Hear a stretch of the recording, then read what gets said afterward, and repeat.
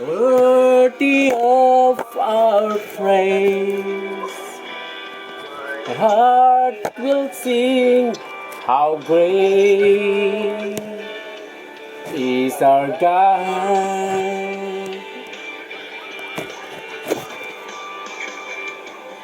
Name above all names,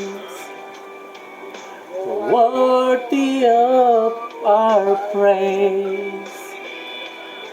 My heart will sing, how great is our God.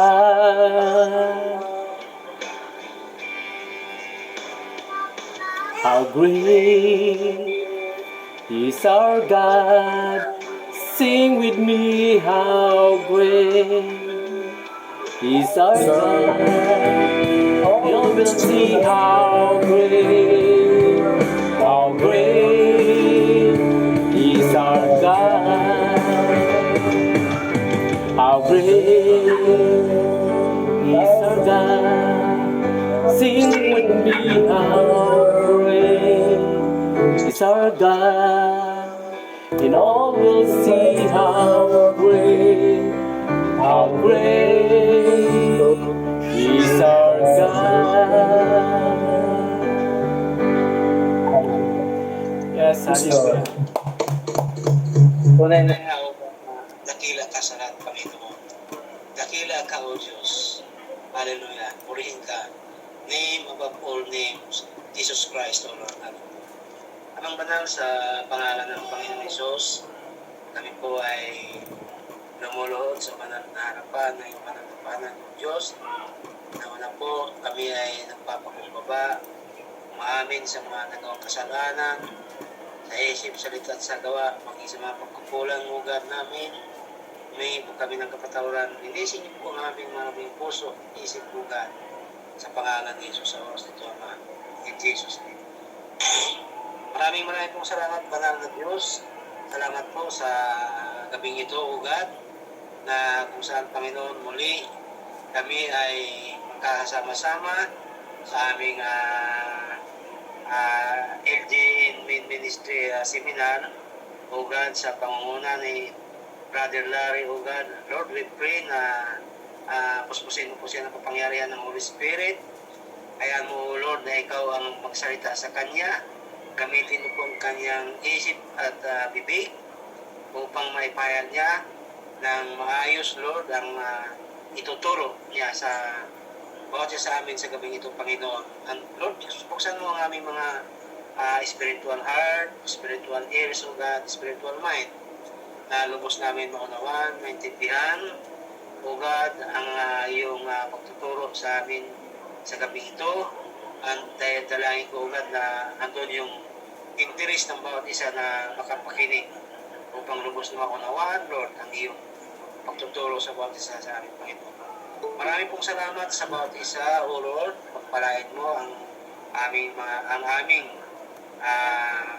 pagsasama sa gabi ito, ang aming gawain, O God. Samahan mo kami, Holy Spirit, sa aming kalagitnaan. Alam po namin na ikaw ay nandoon sa kanya-kanyang tahanan upang makasama namin, Lord, ang iyong nagpisinsa, napagkat ikaw ang Diyos sa lahat ng dapugan. Kaya inaangkin namin, Panginoon, na sa bawat tahanan na narito sa nakikisa sa gawagilbit na ito, Panginoon, ay nandun po, Lord, ay yung banal na presensya. Salamat, Lord, at alam po namin na ang lahat ng ito ay pinagtagumpay na po naman sa pangalan ni Jesus. Salamat at tanggapin ang lahat ng pupuri po. Salamat sa pangalan ni Jesus. Amen. Amen. Yes. Amen. Magandang gabi po sa lahat. So, ngayong gabi po, ang ating lesson po ay lesson 3 and 4. So, yung kagabi po natin is yung lesson 1 and 2. Ngayon po, lesson 3 po tayo. Ang pamagat po ay protecting self-esteem. Yun po yung self-esteem po natin. Una po, basahin po natin sa Isaiah chapter 53, verse 4 and 5. Verses 4 and 5. Sabi dito, tunay ngang inalis niya ang ating mga kahinaan, pinagaling niya ang ating mga karamdaman. Subalit, inakala nating iyo'y parusa ng Diyos sa Kanya, ngunit dahil sa ating mga kasalanan, kaya siya nasugatan. Siya ay binugbog dahil sa ating kasamaan. tayo ay gumaling dahil sa pahirap na dinanas niya at sa mga hampas na kanyang tinanggap. So, di ba, protecting self-esteem. Kumbaga, una po rito, pinakita na po ng ating Panginoong Hesukristo na nabasa po natin ito sa Isaiah na yung siya instead ang ating kahinaan, inalis niya, siya po yung namatay sa krus ng Kalbaryo para sa ating mga kasalanan. Siya yung binugbog dito dahil sa ating kasamaan. Sabi nga tayo ay gumaling dahil sa pahirap na dinanas niya at mga hampas na tinanggap niya. Kung makikita po natin, yung unang-unang palampo na nagprotekta sa atin, kundi ang Panginoong Hesukristo, ayon sa Isaiah chapter 53, verse 5. So, next slide po tayo. Ang una po is overcoming emotional problems. Hindi siya lumilipat dito. Hindi lumilipat yung ano. Ayan, okay. Ayan.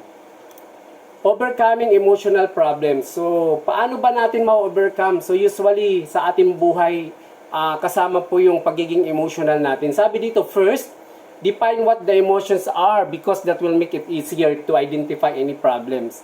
Una daw po, we need to define ano ba yung emotion, ano bang problema mo? Bakit nagiging emotional ka? Sabi para daw mas madali natin ma-identify ang problema. So, then minister to them. Sabi nga, sadly those who say that they love us have caused the deepest wounds. Children are an extension of their parents' character. Their lives affect them in positive or in a negative way. Jeremiah the prophet said in this way, our fathers sinned and are no more, and we bear their punishment. Lamentations 5:7. But God opened a new way through Jesus Christ, through Him the curse will be taken away and the blessings restored to our lives, families, and ministries. So sabi po dito, our children are the extension of parents' character. So tama po ba? Kumbaga kung ano po yung character natin, yun yung nagiging character ng ating mga anak. So sabi nga kung ano po yung character natin, yun po yung extension ng character ng ating mga anak. Gaya po ng napag-usapan natin kagabi, na kung halimbawa kung anong nakikita ng ating mga anak sa ating mga sarili na ginagawa mga negative, so yun din po ang gagawin. So normal po sa kanila. So sabi dito, tayo, di ba, ay mga nagkasala. Sabi nga ni Prophet Jeremiah, sabi niya, our father sin. Tayo yung nagkagsala, di ba? We bear the punishment. Tayo dapat po ang parusahan. Pero sabi dito, but God opened a new way through Jesus Christ. So through Jesus Christ, nagbigay daan, binuksan ng Diyos Ama, para po ang ating Panginoong Hesukristo, di ba? The curse will be taken away. Yung sumpa po, ginuha po, inako po ng ating Diyos na si Hesukristo. And para yung blessings to restore, upang yung blessings ay maibalik sa ating buhay, sa ating pamilya, at sa ating ministry. Next slide. The child always turns to the father. Sabi Luke 15:17 and 19, sabi dito, when he came to his senses, he said, how many fathers, hired servants, have food to spare, and here I am starving to death. I will sit out and go back to my father and say to him, Father, I have sinned against heaven and against you. I am no longer worthy to be called your son. Make me like one of your hired servants. Kung mapapansin mo, ito po yung sa Luke, no, yung the prodigal son. Di ba?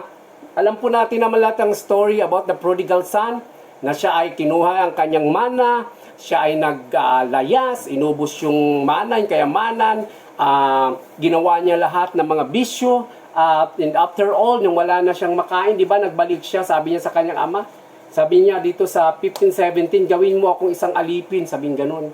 Pero anong ginawa po ng isang ama? Di ba?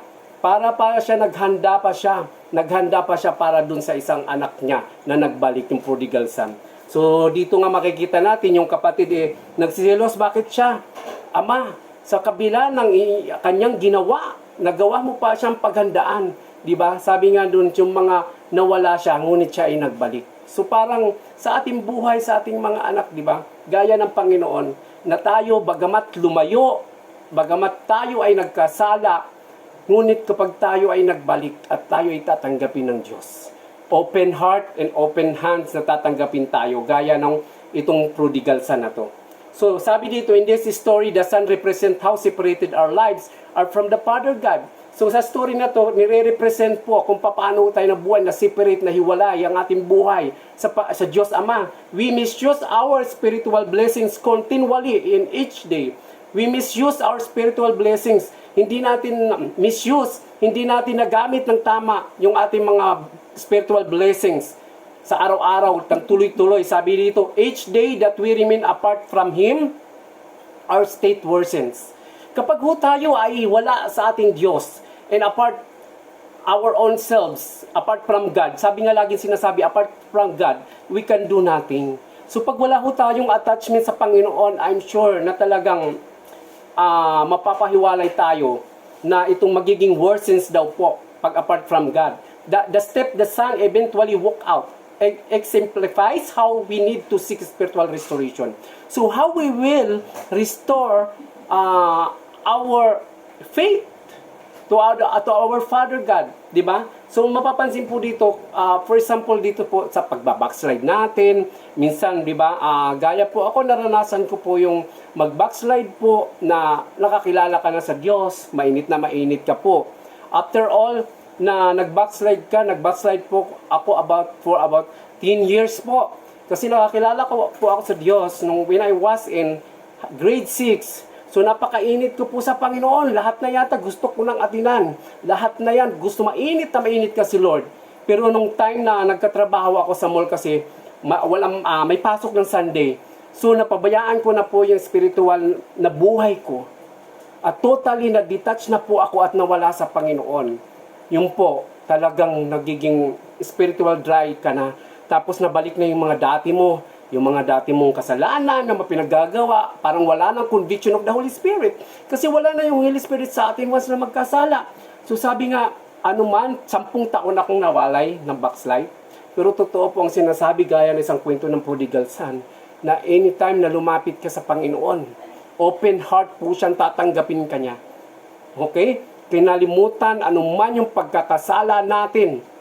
Kung tayo ay na-separate ang ating sarili, ang spiritual na buhay natin sa Diyos. Amen? Marami pong reminders ang Lord. Marami po dahil ang Panginoon ay tunay na nagmamahal po sa kanyang mga anak. Andiyan po yung reminders ko na ikwento ko na po sa inyo na talagang nanaginip ako na yung do ay nagugunaw. At ang sabi ko, Lord, please wag na muna, magbabalik loob na ako. Ngunit katigasan ng ulo, matigas ang ulo natin, yung nais natin ang gustong gawin sa buhay. Diba? Yung gusto natin. Yung pangalawang panaginip na po, yung po ang talagang napag-isip-isip ko na magbalik sa Diyos. Yung panaginip ko po na kung saan umiiyak ako at nakita ko po yung bangkay ko sa isang kabaong na nakaburol. At ang sabi ko, Lord, huwag niyo po muna akong kunin, gusto ko pong maglingkod. So ano po yun? It is a reminder from God na hiniwalay mo yung sarili mo at nagpakasasa ka sa kasalanan at wala ka ng attachment sa Panginoon. Ang Diyos ay laging nagre-remind sa atin na magbalik loob at maglingkod. Di ba? Ang buhay ay walang saysay. Masasabi nating masaya sa mundo. Masaya ang offer ng mundo sa atin, ngunit yan ay panandalian lamang. Di ba? Yung tunay na masaya, yung sa Panginoon ka, yung paglilingkod mo, na you have the desire na mas lumalim pa sa Panginoon. Sabi nga, you have the desire na lumalim pa ang faith mo by hearing the Word of God. Kasi kung hindi po natin paulit-ulit na mapapakinggan ang salita ng Diyos, ay wala po ang pananampalataya, hindi po tayo lalago. Gaya ng sa pagtitipon na dapat lagi po tayong nakikinig. Gaya ng ganito mga pagtitipon. So sabi dito, he came to his senses, he stopped in his track and reconsidered the foolishness that he was committing. He made a decision, he had the courage to seek a second chance. So nag-decide itong anak na to, itong prodigal son na to, na nag-courage siya na hanapin for a second chance. So, ibig sabihin, laging may chance, laging may pagkakataon na magbalik loob. He had a repentant heart. Ang importante po kasi doon yung repentant heart. Yung may puso ho tayo na nais magsisi ng tunay. Yun nga po kanina yung topic ni Pastor Fred sa church na true repentance. Kasi may mga false repentance. Sabi nga nila, it's a repentant of a heart. Ang puso na nais na may pagsisisi. He didn't even seek the privileges he once had but wanted to receive at least as a servant. So dito yung prodigal son, hindi niya sinabi na ako'y magbabalik loob sapagkat ako'y still inyong anak at ako'y inyong tagapagmana. Sinabi niya, magbabalik ako, tanggapin niyo lamang po kahit ako'y inyong alipin. Yun po, nandun po yung puso ng pagpapakumbaba at walang pagmamalaki sapagkat nais niya na magbalik loob uli sa kanyang ama. Ganun din po tayo na wala ho dapat tayong ipinagmamalaki. Nagkasaalaman tayo, gaano man to kabigat. Lagi nila sinasabi, our sin is like a ship, but the forgiveness of the Lord is like an ocean. So lagi pong ganon. Magbalik loob. Kung tayo ay nanghihina, lahat tayo ay nakakaramdam ng panghihina. Ngunit ang Diyos ay laging nandyan. Na tayo lalapit at tayo ay lalago at tayo may desire na maglingkod sa Panginoon. Next slide. The Father restores the Son. So sa Luke 15:20-24. Una, 21, the Father accepts His Son confession. So yung ama niya, tinanggap po yung confession ng kanyang anak. Gaya po ng Diyos, lagi po tinatanggap yung confession natin once na nagsisi po tayo. He restores all the Son's right and privileges. Kita mo, nakuha niya na po yung mana. Nakuha niya po yung mana, pero binigay pa rin ng Panginoon ng kanyang ama, yung karapatan niya at yung kanyang mga pribilehiyo. So napakabuti ng kanyang ama. Ganun din po ang ating Diyos Ama. He performed an act of redemption. The fattened colt, it's a type of price. Diba? Act of redemption. 24, the Son goes from death to life, from a life to perdition, if a fruitful one. So napakaganda po itong story ng prodigal son. Next slide. Taking every burden to the Lord. So our burden, we should take every burden to the Lord. Now that we are Christians, sabi dito, we should freely speak with God about removing all those things that hurt and affect us. Ngayon po tayo mga Kristiyano at mananampalataya ng Diyos, sabing ganon, dapat daw po natin, we should freely speak na itanggalin po ang mga bagay na nakakasakit sa atin at nakakaapekto. God removing all those things that hurt and affect us. His word bids us to come to me, all who are weary and heavily laden. Diba sa Matthew 11:28, sabi, all of you who are heavily laden. Sapagkat minsan ang tao sa pagsubok na wala sa Diyos, sumiwalay sa Diyos, nag-spirit sa Panginoon, minsan feeling na pagod na sila. Wala na silang patutunguhan. Wala na ang Diyos sa buhay nila. Wala nang kapayapaan. Gusto nilang kitlin ang kanilang buhay. Pero ano ang sabi dito sa Matthew 11:28? Diba? Sinabi dito, come to me all who are weary and heavy laden, and I will give you rest in Matthew 11:28.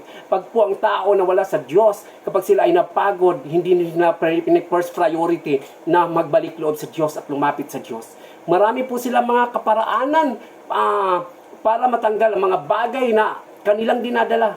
Sapagkat sinabi naman po ng Diyos, kayo mga napapagod at napapagay, lumapit sa akin at pagaganin ko. Diba yung pamatok nila ay dadalhin. Sabi, God will always be ready to listen when we express our burdens. So, ang Panginoong Diyos ay laging handang makinig. Sabi ganito, laging handang makinig para ating i-express ang ating mga kabigatan. Talk to the Lord about the things in your heart. Kausapin natin si Lord, ano po yung mga bagay na sa ating puso so that you will receive His promise. See? We only receive His promise as God written in the Bible that He has promised. You have to express. You have to ask. When we don't express our burden and then we don't receive His promise. At ang sabi niya dito, I will give you rest. So express whatever burden we have. At ang sabi ng Lord, I will give you rest. Next slide. So yun po yung lesson 1 natin. Lesson 1. So it's all about protecting self-esteem. It's more about the story of the prodigal son. Sa ating buhay, naranasan po ba natin to? Tayo po ba ay nakaka-relate? Sino po yung nakaka-relate sa ganitong story sa topic natin for tonight? Pwede po tayo before na mag-jump po tayo sa lesson 4. Ano ang reaction nyo? Ano ang opinion nyo? Ano ang masasabi mo regarding this the story of prodigal son? Ito ho ba ay nangyari sa ating buhay? Kumusta na po yung spiritual na buhay natin? Tayo po ba ay gaya nitong prodigal son? Tayo po ba ay may mga dinadala? Tayo po ba ay mga burden na hindi pa natin na-express sa Panginoon? Ano po yung nararanasan natin ngayon? Pwede ho tayo mag-open up. Good evening. Yes bro, good evening bro. Sa inyo mga katatayan. Ako nakaka-relate din ako sa topic natin ngayon kasi siyempre natatouch din ako sa lalong-lalo na sa pagmamahal ng bilang magulang talaga. Lalong-lalo na sa yung sa mga anak ba. Kasi tayo mga magulang talaga ay walang kung ano pa wala talagang limit ang pagmamahal talaga sa anak eh. Kahit anong sama talaga, kahit na anong yun talaga na ng bilang magulang na kahit anong sama na ng ng anak mo, talagang open arms ka na mahal, sobrang pagmamahal mo, halos makakalimutan mo na nga ang sarili mo para lang sa sa anak mo. Ganon din ang Panginoon. Ganon din talaga ang ng Panginoon. Kasi sa mga tao, mahal na mahal ng Panginoon ang mga tao eh. Kaso lang, ayaw talaga ng mga tao, matigas ang mga tao eh. Last choice ang Panginoon eh.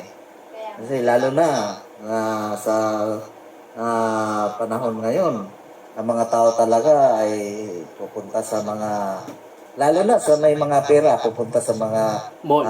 mga bar, mga inuman,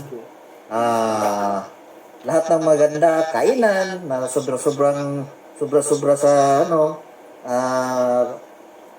at lalong-lalo na ngayon sa mga pundo, mga tanawin, nandoon na, hindi na nila maisip na ang Panginoon talaga ay nag-aantay pa rin sa church eh, na pumunta sa church. Eh, pag may mga karamdaman na, doon na, yun lang, matanda na, babalik na doon sa Panginoon. Pero hindi yun ibig sabihin na hindi tinanggap ng Panginoon yun. Bilang anak niya, talagang minahal pa rin niya eh. Kahit na wala ng pakinabang, hindi na makipag-serve sa ubasan ng Panginoon kasi matanda na, hindi na makapag-perform sa kanyang dapat gawin dahil wala na, disabled na. Hindi pa rin tinanggap pa rin ng Panginoon. Ganon ka ang Panginoon eh, na talagang hindi niya tinitingnan. Brother sa ni Brother Larry lang yung prodigal son. Talagang nakita pa lang niya yung anak eh, napabalik na. Talagang na siya na magpakatay, dinihisa na niya. Na talaga dahil nagbalik na yung anak niya eh, Pero nawa, sa buhay natin ay hindi natin maabot naman na gano'n na itakwil muna natin ang ating Panginoon bago tayo bumalik. Amen. Dapat talaga na natin, hindi natin gawin na talaga tayo na dapat mag-serve talaga tayo kasama ang ating pamilya, mga anak. Turuan natin na mag-serve. Hindi natin mapaparanas nila na para sa prodigal son ba na abot na kunin muna ang sanlibutan bago babalik sa Panginoon. Yun ang dapat hindi natin magawa yun. Dahil ang Panginoon, pag ikaw na ginawa mo yun, na unahin mo na ang Panginoon, nakalimutan mo ang sanlibutan, sigurado, nasa tabi ka lang palagi ng Panginoon eh. Nasa ka lang niya. Nasa side ka lang niya. Yun lang ang may share ko sa inyo mga. Salamat Kuya Salamat Kuya Meron pa po, nais mag-share. Kuya Crisanto. Oo, ayun, sa akin naman dito. Lahat tayo nagkasala, tama di ba? Ang lang talaga, gagawa at gagawa si Lord ng way para bumalik ka sa Kanya. Kahit ayaw mo, babalik at babalik ka. Basta tinawag ka at ikaw ang anak ng Diyos. Bakit? Katulad sa prodigal son, anong ginawa niya, di ba? Tinakmi niya yung mga kinuha niya yung mga kanyang mana, lahat-lahat. Pero anong nangyari? Diba? Imbis na umunlad siya, nadapa siya. Kasi sa atin talaga, kapag hindi tayo nadadapa at hindi natin nadadapa na yung sakit, hindi tayo babalik sa Kanya. Ngayon, papaluin muna tayo ni Lord. Papaluin Bago ka. bumalik. Yun nga. Di ba nga, yung sabi nga sa kwento ni Prodigal Son, halos yung pagkain ng baboy, kakainin niya na. Pero, nakita niya doon sa bahay ng niya, yung mga alipin ng tatay niya, kumakain naman ng maayos. Kaya nga nung bumalik siya, sabi niya, kahit isa na lang ako sa inyong alipin. Kasi parang, dinaba niya talaga yung sarili niya na, yun, baga sa akin naman, sa buhay ko naman, yun, kasi nga, alam naman natin yung mga nangyari sa buhay ko. Akala ko talaga, kasi nga, parang naging matagumpay din yung ko sa pagluluto dati. Kasi nga, naging pag-season, naging ako. Muntik na rin naman tong sa naging manager, gano'n. Kasi nangyari, talagang hindi talaga ibibigay sa iyo ni Lord hanggat hindi ka pupunta sa Kanya. Ngayon, ang gagawin mo, papasalamat ka rin ako kay Lord kasi nga kahit ganito ang buhay namin, tuloy pa rin. Pero, alam ko na si Lord nandiyan palagi. Lagi niya ang minagay na nagkukulang man, nakakalimot, pero sabi nga niya huwag mong pagkalimutan ng pagtitipon na ganito. Kaya nga siguro sa mga ganito, laging sinasabi niya sa akin, talagang nasa isip ko palagi, ang sagot ng kalimot ay kapaalala. Pinapaalalanan tayo ni Lord na palagi, ito. Pero, huwag mo ayahan na mawala ka kay Lord kasi kapag nawala ka kay Lord, napakahirap na bumalik. Pero, hindi naman sa napakahirap kasi talaga mahaba ang ni Lord, ang pasensya niya. Yun, kaya bibigay at gagawa ng paraan para mapunta ka sa Kanya. Yung katulad ko sa akin, di ba? Nakalimot, naalis. Ngayon, nasaan ako ngayon? Parang dati, sabi ko, ayaw ko, nahiya ako. Nahiya ako, hindi naman nakakain yan. At hindi ka pupunta kay Lord. Kaya yun, sabi ko, Lord, ano bang ganda? Kung talagang bigay mo ko kay, bigyan niyo ako ng magandang, kaya nga napunta ako kay Kuya Fred, kay Ate Eva. Siguro ito na yung simula. At ngayon, talaga nagpapatuloy ako kay Lord. Kahit na medyo, minsan lumilinis, pero by the grace of God, binabago niya tayo unti-unti. Hindi naman isang igilapin, mabait ka agad or what. Nandiyan talaga si Lord para i-guide tayo. Katulad ninyo sa inyo, nagpapalakasan tayo dito. Kaya masaya ang talagang ganito. Nag-gather tayo lahat. Puro talaga blessing. Daming binibigay ni Lord ng blessing. Kunin mo lang. Simulan mo sumama sa mga ganito. Ikaw ay pagpapalain. Amen. Yun lang. Amen po. Meron akong Yes, Tay. may babahag. Tuloy yung lahat naman, lahat ng tao, prodigal son. Sabi nga, may anak sa labas, yung sanlibutan, may anak ng Diyos, yung sumusunod sa Kanya. Yan. Tayo noon dati, prodigal son tayo. Na sa parables na ito, welcome naman ng Diyos lagi na ang kamay niya, lagi nakahanda para tanggapin yung mga magbabalik sa Kanya. Tayo, bilang mga anak ng Diyos, huwag din natin sisihin yung sarili natin kasi nagkasala tayo pero hindi tayo prodigal son. Kasi yung prodigal son na sa Panginoon na tayo ngayon, ang prodigal son dyan, sa pagkaunawa ko, yung talagang totally backslide, nabanggit na ngayon ng Kuya Larry, totally siya backslide. Pero yung mga nagawa natin kasalanan, hindi tayo alibugang anak. Nagkakasala lang tayo. Sabi nga kaya binigay yung 1 John 1:9 para tayo tatawarin. Yun po ang naalala ko tuloy yung pinsang ko, humabol sa akin dito sa Maynila kasi taga-probinsya kami. Yung pinsang ko ayaw padapuan ng magulang ng kahit langaw. Kasi mahal na mahal nila yun eh. Unang-una, panganay ng anak nila. Tapos, gwapuhin talaga. Kamukha ni Roddy Fernandez. Ngayon, humabol sa akin dito dahil ako lang ang kamag-anak na nandito. May mga kamag-anak kami iba, hindi namin alam yung bahay. Sa akin siya napunta. Nagkataon naman ako ay driver ng Tigiri. Sa Tigiri, nagdadrive ako ng mga hinahakot ng mga pagkain ng baboy. Driver at balik, parang family driver ako ng may-ari. Nagpatulong sa akin na ipasok siya. Alam niyo, ang napasukan niya, tagalinis ng baboy. Kaya naalala ko yung prodigal son sa buhay na yun. Tagalinis ng baboy. Tapos, noong minsan nadatnan ko umiiyak, sa atin, sabi niya, hindi ako pinahatrabaho ganito dito. Naglilinis ako ng baboy. Kaya, ibig sabihin talaga, kahit anong gawin natin, wala tayong magagawa kung wala ang Diyos sa atin. Kaya,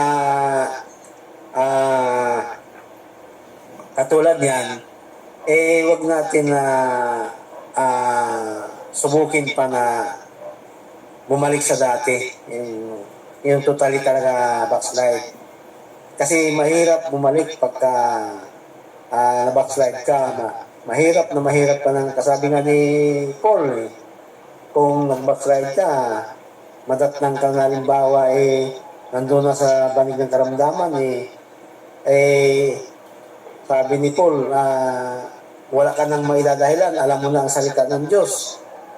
Kaya, kumari, huwag tayo share din natin sa ating mga kapatid, lalo sa mga kapatid nating mahihina pa sa Panginoon, sa pananampalataya. I-share natin na magiging talagang aktibo sa pagsunod sa Panginoon. No?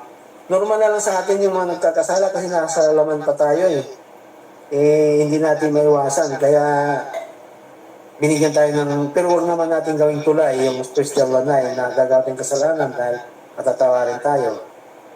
Yung mga pagkakasala na hindi sadya. Meron din naman sadya. Tulad ko, na pinagsisihan ko rin yung mga nagawa ko.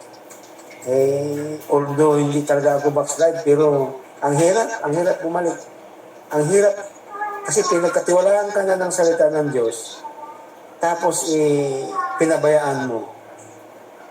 Ang hirap na ipagkatiwala sa iyo ng Panginoon yun, kasi nangyari na sa buhay mo na pinabayaan mo yung salita niya na kasi itong salita ng Diyos na binigay sa atin, binigay sa atin ng Lord, ito ipinagkatiwala niya sa atin. Hindi naman niya ito sa atin bigay kung hindi niya tayo pagkakatiwalaan. Kaya dapat yung salita ng Diyos, ingatan natin sa puso natin sapagkat ito yung hahanapin ng Lord pagdating ng panahon tayo harap sa Kanya. Sabi nga niya, salita ko hatol sa inyo. Kaya, huwag na natin po naisin, ako naranasan ko na yun. Ayaw ko na mangyari ulit sa atin na napabayaan ko yung word of God. Nahirapan talaga ako hanggang ngayon, hirap na hirap ako. Pero laging hinihingi sa Lord na muli, katiwala niya ako ng kanyang salita. Yun lamang po sa akin, may share. Amen po. Sino pa po? Bago po tayo mag-jump sa lesson 4. Wala na po ba? Ayan. So itong lesson 4 natin, bagamat wala nang single dito, lahat po tayo may asawa. So about courtship. Di ba? 7 steps to successful courtship. So parang nire-reminisce natin to. Sabi nga po, bakit paulit-ulit, di ba? Para ma-refresh po tayo. So, lesson 4, 7 steps to successful courtship. Sabi dito, in order to understand the proper relationship between a male and female, it is important to understand its inception. When Jesus answered the question about marriage, He said, "But from the beginning of creation, God made them male and female." Mark 10:6. In order to speak about relationship or marriage, we need to start at the beginning, the book of Genesis. So yung book of Genesis, di po ba inatakil natin kagabi yung tungkol kay Eva at Adan? So we don't actually know how long after the creation of man, God decided that it was not good for him to be alone. So related po rin po ito kagabi sa topic natin, na kung saan, di ba, nung unang kin-create si Adan, sabi, it's not good for him to be alone and give him a partner, a helper. Diba? So the interesting question is, who thought of giving him a partner first? Sino ang nakaisip, sabi niya ganun, na bigyan siya ng partner? Man or God? Yun ang tanong dito. If we look closely, we can see it was not Adam initiative but God. So, yung at that time, hindi po yung tao o si Adan ang nag-ask na magkaroon ng partner. So it was a decision of God, 'di ba? Sabi, if we closely, we can see it was not Adam's initiative but God. God made man for woman and woman for man, and it's true this relationship that procreation begins. Next slide. Believe in God purpose for your life. Sabi niya, when it comes to you, God's child, His thoughts are only good. So pagdating po sa atin, if you are the anak ng Diyos, sabi nga nun, ang thoughts ng ating Panginoon ay laging maganda at nakakabuti sa atin. None are bad at all. Walang inisip ang Diyos na makakasama sa atin. Unfortunately, within society, humans are faced with wanting all the divine benefits without taking God into account. So sa ating usually sa human being, no, sa ating buhay, yung ating mga desisyon, yung ating mga gusto, di ba? Hindi naman ikinukonsulta muna sa ating Diyos, di ba? Kaya hindi ko ano-ano nangyayari sa mga relasyon natin. Sabi, this is why relationships go awry. In making decisions for God, He will open your spiritual eyes. Sabi, pagka ang Diyos, di ba, ang nagdesisyon, sabi nga, bubuksan yung ating spiritual eyes, ang mata, to see the blessings, para makita natin yung mga pagpapala. Sabi dito, God has already prepared for you.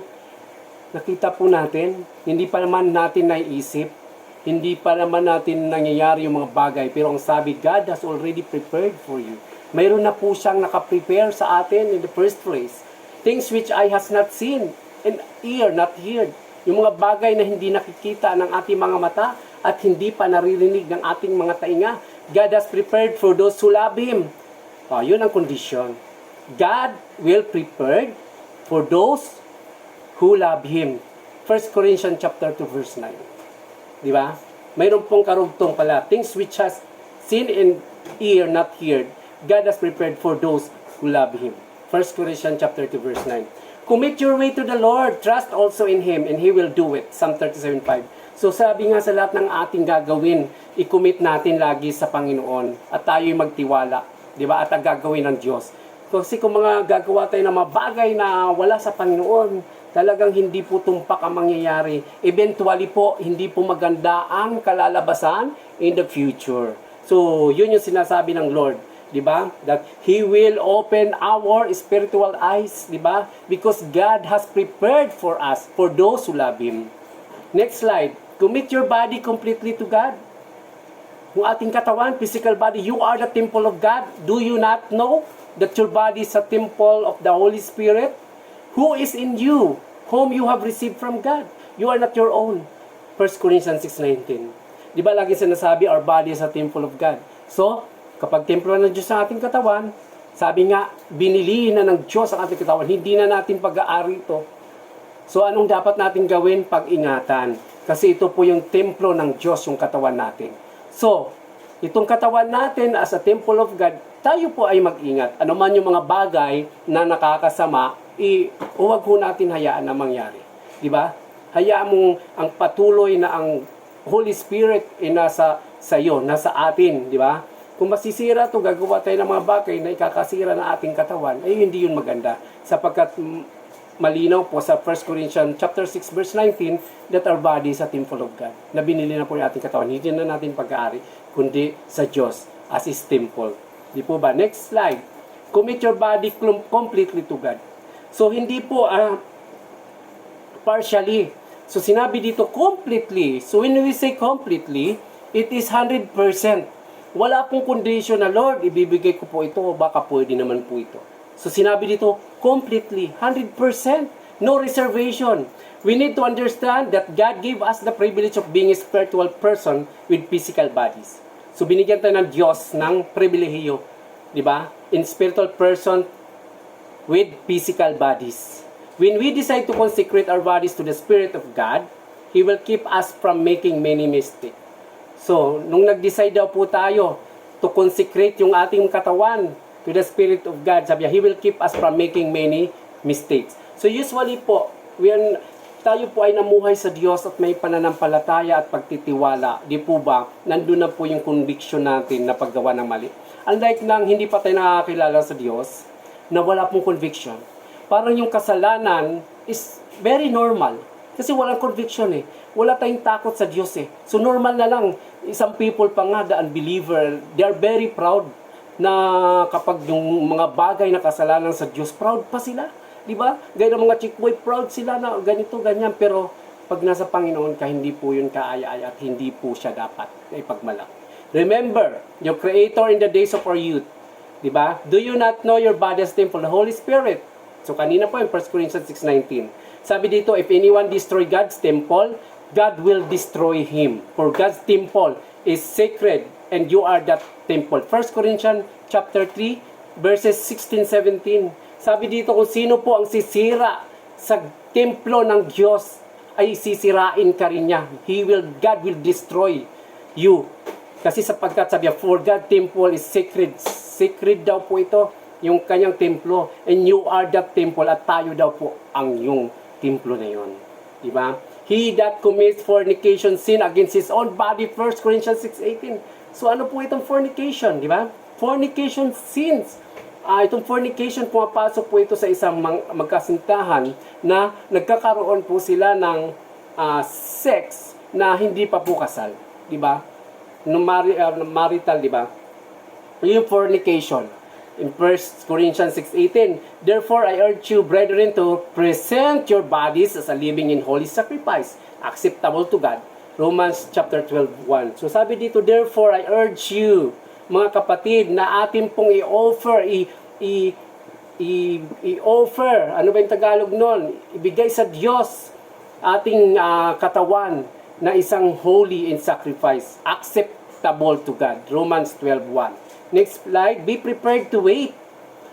God has His time. Ecclesiastes 3:1. Ito po yung di ba minsan, padalos-dalos tayo sa pag-aasawa, sa panliligaw. Sabi nga, be prepared to wait. God has His time. Ecclesiastes chapter 3 verse 1. Then I passed by you and saw you, and behold, you were at the time for love. Ezekiel 16:8. Romantic love has its proper time. There is a time for a person to get emotionally involved with someone of the opposite sex. Nonetheless, it is important that every young person understand the normalcy of the stage of not attempt to hurry or it postpone it for too long. Never allow anxiety or eagerness to have its way because it can lead you to make regretful decision. So ito po yung sa mga magkasintahan na minsan hindi na nagpaplano, minsan may mga nangyayari na bagay na hindi dapat maganap at naglilid sa pregnancy at hindi sila handa. Ito naman si babae dahil hindi pa handa, ipalalaglag yung bata. So hindi maganda dahil hindi pa ready, wala pa stable job, or minsan hindi naman talaga nagmamahalan. Minsan si lalaki ang habol lang ay yung, diba, sex sa isang babae.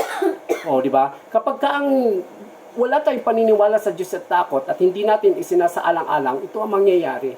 Diba? Hindi maganda ang kalalabasan ng inyong relasyon bilang magkasintahan. So dapat ho talaga nilalagay dito na bago ho talaga na magkaroon ng pangyayari between you and your girlfriend, nung kunwari tayo yung mga binata pa at dalaga. So, kailangan po, secret po yung katawan natin. Kailangan po na makasal po talaga muna. Wala po muna yung sex before marriage. Kasi sabi po yung katawan natin is a temple of God. Pag yan ay nahaluan ng fornication, wala na. You committed sin. Wala na po. Sabi nga, di ba? Sabi yan, whoever destroy, di ba? Our temple, God will destroy him. So, ganun ang mangyayari. So, hindi na maganda ang kalalabasan. So, usually, yun po yung nangyayari. At ang problema natin sa mga kabataan natin sa panahong ito, sa generation na ito. So, nauna lagi yung pagtatalik bago ang kasal. Kaya sabi nga dito, binibigyan din ng Lord na dapat po talaga ay makasal at tinuturo sa atin na bago magkaroon ng ganitong pangyayari. So next, sensitive to the guidance of the Holy Spirit. Be sensitive sa guidance ng Holy Spirit. Be led by the Spirit of God, Romans 8:14. God in heaven has set up an appointment for you to meet the persons who will be your spouse for life. So ganun ang Panginoon, sabi ganoon. Ang Panginoong Diyos ang nagsiset up na appointment para makilala daw po natin yung tao na magiging partner natin sa buhay forever, for lifetime. Iyon kung we are sensitive in the guidance of the Holy Spirit. But if we are not sensitive at yung sinusunod lang po natin ay yung gusto natin, ay itong gusto ko, dito tumitibok-tibok ang puso ko, kumakabog-kabog. Diba? O kaya dahil ito ang gusto ko, dahil napaka-sexy at napakaganda niya, ito ang gusto kong mapangasawa. Pero ang tanong, are we sensitive to the guidance of the Holy Spirit? Sometimes in our lives, tinanong ba natin na, Lord, ito po ba yung tao na para sa akin habang buhay? Siya po ba? Kaya may mga Kristiyano na hindi basta-basta po, sila po ay pinapanalangin ang kanilang partner sa buhay at iyon po ay humihingi sila ng sign mula sa ating Diyos. May mga namit po akong ganyan na hindi po pinapairal yung bugso ng damdamin. Ang tanong, Lord, ito po ba ang para sa akin? 'Di ba? Bigyan niyo po ako ng ng signs. Bigyan mo ako, Lord, ng kaunawaan kung siya nga po ay dapat kong sagutin. Unang-una po, sabi nga po unang-una, ang ating dapat partner ay mas mahal, first in the first place, si Lord. Pangalawa lang po tayo. Lagi po dapat sinasabi, pag ang napangasawang partner mo, inuna si Lord, pangalawa tayo, tumpak. Diba? Na minahal niya muna. Ang priority niya ang Diyos. At ang pangalawa tayo. So, in the Spirit of God leads you, it will be easy. Kapag daw po yung Espiritu ng Diyos, nilid tayo, napakadali daw po. You will not miss the appointment. Hindi po tayo magkakamali. Even though the Lord already has partner that you need, you still need to enter into a covenant of holiness with the Lord and declare. Para po yung nangyari po dito sa pastora namin sa Bahrain, sa GIL. 31 na po siya, wala pa po siyang asawa, at parang nagmamadali. So lagi siyang pinagpipray, tinutukso-tukso na siya sa mga single men. And then after that, nagbakasyon siya ng 1 month. Aba, pagbalik mayroon na siyang boyfriend. Okay? Pinagpipray niya, pagbalik niya ng Bahrain, after 1 month vacation, nabalita namin may boyfriend na agad, which is GIL also, in Pampanga. So after that, ang ginawa po nila, mayroon po silang covenant for 1 month. Hindi po pa bugso-bugso. Nagkaroon silang prayer, pinag-pray, asking sign from God, kung ito ba ang taong ito, ang aking makakasama, itong pakakasalan na to. So nagkaroon sila ng covenant. Pero very successful po hanggang ngayon pag-uwi nila. Nag-resign po siya sa Bahrain. And then after that, pastora namin siya sa Bahrain, umuwi siya ng Pilipinas at nagpakasal po sila. At ngayon po ay napaka-successful ang buhay nila. Pareho sila naglilingkod sa Diyos at pareho po sila nasa GIL. So itumpak, di ba? Ang tagal mo after 31 years, 31 ka na, wala ka pang jowa, wala ka pang anak. So medyo sa babae natatakot na sila at that age. Pero kita mo naman na bakasyon lang 1 month. Ibinigay ni Lord yung partner niya, nagkaroon sila ng covenant at perfecto ang kanilang buhay na pareho sila naglilingkod sa Diyos. Yan yung sinasabi na if you ask the Lord for His guidance, di ba, itutumpak. Kumbaga sabi, the Lord set up as an appointment or iniready niya, inihanda niya yung ating partner. Kung tayo lang ay magiging sensitive sa kanyang sa guidance of the Holy Spirit. Magiging tumpak. So sabi dito, even though the Lord already has partner that you need, you still need to enter na covenant. Kahit daw may inihanda ang Panginoon sa ating buhay, kailangan na po natin pumasok sa isang covenant of holiness with the Lord and declare, Lord, I don't want to get emotionally involved. So, with any unbeliever. So, di ba? With unbeliever. So, sabi dito na sa New Testament na huwag tayong makipamatok sa hindi mananampalataya. Sapagkat kung ikay mananampalataya at inyong magiging asawa hindi mananampalataya, hindi kayo magkakasundo. Di ba? Hindi kayo magkakaisa ng iyong pananampalataya, ng iyong paniniwala. Kalabi kayo maglalaban, ganun. Iba ang niya, iba yung perception niya sa buhay, iba yung sayo. Kaya sinasabi dito, you have to pray and ask the Lord that I will not allow any secret or hidden relationship. So, sometimes may mga relasyon po na tinatago pa ho natin, sabi di ba? Sinisekreto pa natin sa ating mga magulang or sinisekreto sa church kasi some na mga single po, mga unbeliever po yung kanilang mga girlfriend or boyfriend. So, I will do everything with decency and with order. I will abstain from any sexual intercourse. So, dapat ma-abstain daw po from any sexual intercourse until the day I get married. So, dito po sinasabi na dapat i-reserve natin yung virginity before walang sexual intercourse. Sabi dito, until I get married. Yun po talaga yung design ng Lord. Yun po talaga yung design ng Lord na walang pornification.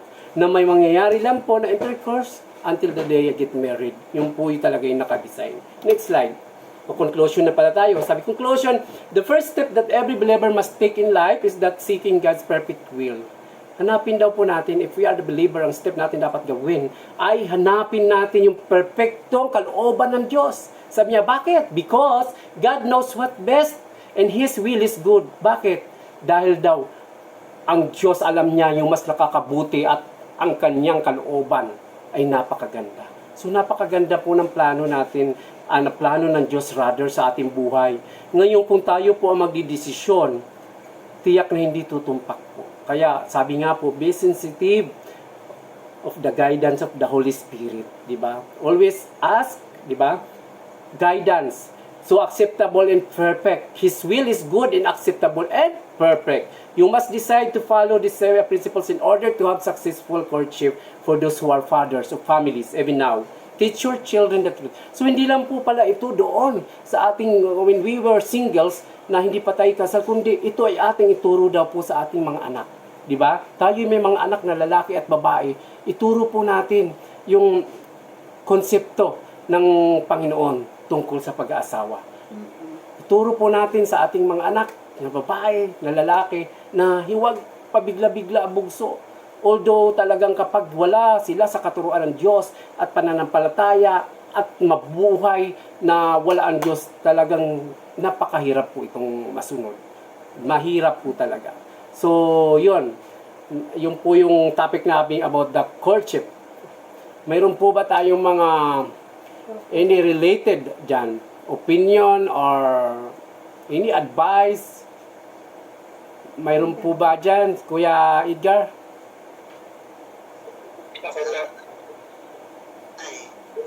Kaya si mo na, o. Kuya Jose? Kaya si mo na. Kaya nga po, dito tinulong nga po ngayon ni Brother, dyan po ako bumagsak kasi alam mo naman po na karamihan sa aming pagsasama po ng partner ko na hindi pa po kami kasal. Kasi ayun nga, nauna yung hindi dapat mauna, hindi yung will pa rin ni God. So ayun nga po, hindi sarili kong kaalaman yung, sarili kong pagustuhan yung nangyari, hindi yung pagustuhan ng Panginoon. Amen. Kaya, umihingi po ako ng i-advise na, ayun nga, parang kasi sa ngayon, okay naman po kami ng partner ko, almost 8 years na po kami. Kaso ayun nga po, hindi pa po kami kasal hanggang sa ngayon. Pero pinag-pray ko po yung kay Lord na at humingi po ang kapatawan sa na nangagawa ko kasi hindi ko na hatid sa kanya ng altar na malinis yung partner ko. Kaya, ayun, humingi din ako ng prayers na nawa dumating yung panahon para mapagkusa kami na may basbas ng Panginoon. Papatawa din ako ng Panginoon sa nagawa kong kasalanan. Kasi yan yung yan yung hanggang sa ngayon, nagsisipin pa rin sa isip ko na yung kasalanan na yan na hindi ko na iharap iharap sa altar yung partner ko bago kami magsama. Kaya, ayun, nakaka-sakit isipin na talagang ang laking kasalanan na nagawa ko sa Panginoon, pati rin sa partner, isa na rin partner ko kasi hindi ko siya naihatid na malinis na handog doon sa altar ng Panginoon. Tapos, ayun, tapos yun, sinasabi nga po ni Brother Larry, ayun, may kakilala din akong tao na talagang pinag-pray niya rin si yung magiging partner niya in life. Ayun nga, si Ate Marcia, ang tanda-tanda ako, 31 na din yata siya rin, 30. Bago siya nakilala ni Kuya Edgar. Ayun nga po, na ano po ako sa buhay nila kasi talaga yung nakilala niya si Kuya Edgar, talagang bago sila magsama, inihanda mo na ni Kuya Edgar yung pipigilan nila. Inihanda Sabi talaga ni ni Kuya Kuya, Edgar sinusubukan niya yung babae. Pag daw bumigay, iwanan niya. nahihatid ni Kuya Edgar yung sa Ate Marcia sa altar na malinis na pure. Wala yan kuya. Kaya saludo ko kay Edgar nga Kasi ay nga yung isa kong yung nakita ko sa na si Edgar dapat yung tutularan ko nun. Idol ko yan Ay, Kaya yun, hanggang sa dumating yung makikita naman po nila sa buhay nila, sa pamilya nila na talagang nakaka-bless po talaga na sa ng nakilala ni Ate Marcia si Kuya Edgar na hindi pa nakakilala si Kuya Edgar pero hindi yung naging hadlang na hindi pa nakakilala si Kuya Edgar, hindi naging hadlang kay Ate Marcia na bigyan siya ng chance. Kaya saludo kay Kuya Edgar, ganun man siya. Pero yung paggalang niya kay Ate Edgar ay kay Ate Marcia at yung takot na siya talagang pati sa family, sa church, sa church, doon niya pa ginawa yung pagpropose niya kay Ate Marcia. Kaya nakakablos lang din yung buhay ni Edgar sa kanila Ate Marcia. Sana po, hindi po ako na-advise about sa kasalanan ko nagawa sa Panginoon, sa hindi ko pagdala din sa partner ko na hanggang sa ngayon, wala pa rin. Pero nag-pray ko po na dumating yung time na perfect place na magkaroon kami ng basbas ng Panginoon at humingi po ka ng prayer sa inyo. Yun lang po. Amen. Diyan kami ba? Ang punto yung mga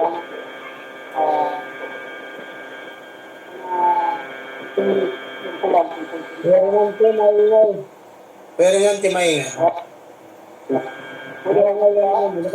Ka ba? Sabi ka bro. Naka-exit ka, pero yan. Tanggalin mo yung headset mo. Tanggalin mo yung headset mo. Maingay. Maugong. Feedback.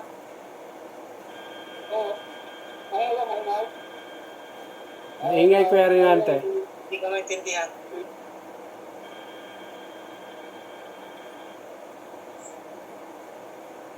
Meron po akong maibahagi kay Kuya Jose.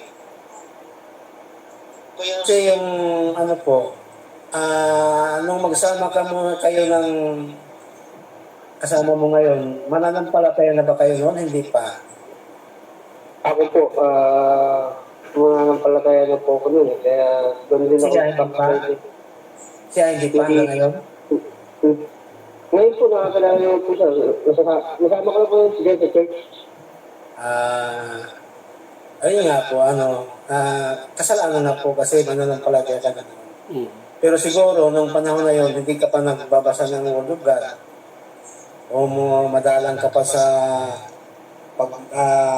dadalo sa church, at hindi ka rin namumuld sa mga Bible study siguro, kaya hindi mo pa alam yung salita ng Diyos na ibig sabihin, hindi mo pa lubos na naunawaan na sa ganong sitwasyon. So, naano naman yun kuya eh, kasi huwag mo rin sisihin sarili mo. Nandyan na yan eh, nangyari na yan. Ang ano doon, lagi naman handa ang Diyos magpatawad eh. Ayun nga, kasalanan na yun, pero ihingi mo ng tawad, tapos ngayon, alam mo na po yung isang mali yung magsasama ng hindi pa nabasbasan ng Panginoon. Libre naman po kuya yung kasal sa DIL, walang nang bayad yun kahit walang handa. Ang mahalaga yung talagang isuko mo yung pagsasama niyo na magkaroon na ng basbas ng Lord. At wala pong huwag mo isipin yung gasto dahil ang GIL o anumang grupo ng mga full gospel churches ay hindi naniningil ng bayad yan. At saka kahit walang handa, hindi kailangan ng handa kuya. Ang mahalaga, pag-pray natin na magpakasal kayo. Si Pastor Butch may license yata yung magkasal. O siyempre may license yan. Kaya, pag-pray na may schedule yun kuya dahil hindi mo naman pwedeng hiwalayan yung asawa mo. Dahil lang dyan sa nagawa mo, ibig sabihin,